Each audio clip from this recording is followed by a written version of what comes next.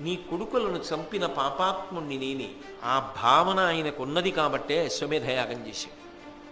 ఈ మాటలు ఏదో గాంధారి యొక్క కోపాన్ని ఉపశమింప చేయడానికి ఆయన అంటున్న మాటలు కావు. ఆయన పరితపించిపోయాడు. తర్వాత నేను పాపాన్ని మూట కట్టుకున్నాను, తాతల్ని చంపాను, బంధువుల్ని చంపాను, సోదరుల్ని చంపాను అని ఎంతో ఏడ్చాడు. అదే మాట గాంధారితో కూడా అన్నాడు. అమ్మా, నీ కొడుకులను చంపిన పాపాత్ముణ్ణి నేనే. నేను నిస్సందేహంగా అతి కఠిన చిత్తుడు. లేకపోతే ఇంతమందిని చంపగలడా అమ్మా ఎవరైనా? నాది కఠిన చిత్తం, నిందారుడు.